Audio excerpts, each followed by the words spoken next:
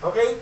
2024 ho, ang goal ko ho ay, sana ho, goal na ng bawat isa, sabi dito, our goal is to please God.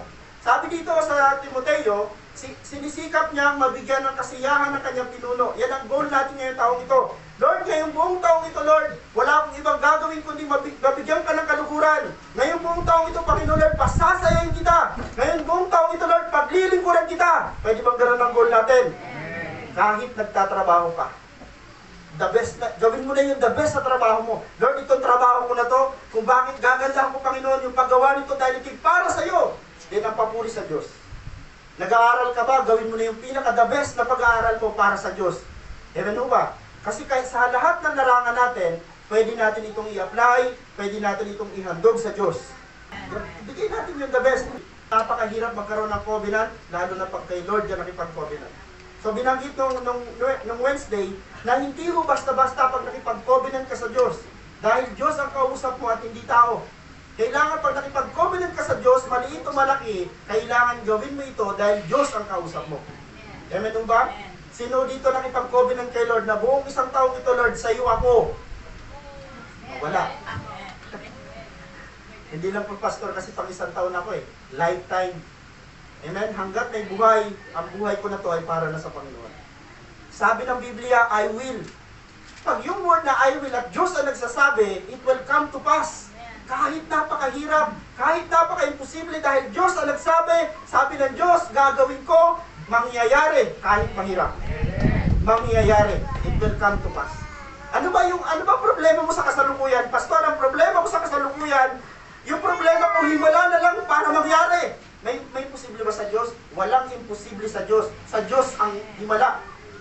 Pastor, parang ang himala na lang na magkaayos kami ng pamilya ko. Pastor, parang himala na lang mabago yung tao na to. Walang bagay na mahirap sa Diyos. Alam niyo ngayong taong ito, kung ano yung talento meron ka, huwag ka na mahiya. Lumabas ka dyan sa comfort zone mo, sa lungga ng takot, sa lungga ng hiya. Ilabas mo ang sarili mo nang lumago ka. At magamit ka ni Lord mightily. Sabi dito, get out of your comfort zone. So lalabas tayo ngayong taong ito sa lahat ng ating mga lungga.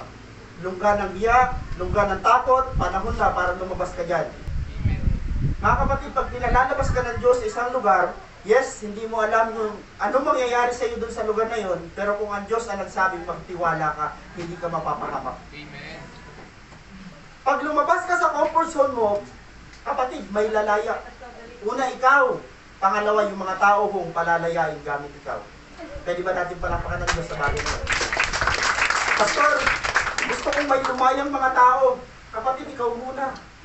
Bakit punong-puno ka ng kulungan sa sarili mo? Ikaw muna ang lumaya para makapagpalaya ka ng ibang tao. Kaya natin yung talunin, kaya natin paglabanan ng kahit anumang malalaking pagsubok na meron ka kung magtitiwala ka sa Diyos. Amen. Amen o ba? May gulahit ka bang kinakaharap ngayon? Tatalunin mo yan. Hindi dahil malakas ka, kundi dahil malakas ang Diyos mo sa iyong buhay. Palapakan natin ang Panginoon. Walang naging tanyag na pagpala, nagamit at naging lingkod ang Panginoong Diyos na hindi umalis sa kanyang comfort zone. Si Moses, si Esther, si David, umalis sila sa comfort zone nila at nagamit sila ng Diyos. Lumabas yung mga potential nila at ngayon alam niyo sa totoo lang, tanyag itong tatlo na to. Mga kapatid, kung hanggang ngayon grabe pa rin ang alinlangan mo sa Diyos, lumabas ka sa comfort zone na yan dahil hindi ka dapat nag-aalinlangan sa Diyos. Ang Diyos ang makagagawa ng mga bagay na himala sa buhay mo. Sa totoo lang mo, pag Diyos ang nagsabi sa iyo, lumabas ka, umalis ka, sumunod ka. Kasi may something na gagawin ng Diyos na milagro. Amen. Lumabas tayo sa ating mga comfort zone upang tayo ay number one, mag-mature. Gusto mo bang mag-mature ngayong taong ito? Lumabas ka sa comfort zone mo.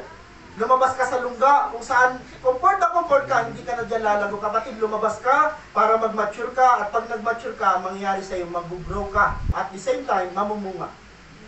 Okay, pag namunga ka, ito na mangyayari sa iyo upang lalo pa tayo magamit ng Diyos sa ikaluluwalhati at ikararangal ng kanyang pangalan. Mag-mature, mag-grow, mamunga at magamit. Yan ho ang reason kung bakit ho ito'y pinapangaral ng salita ng Diyos.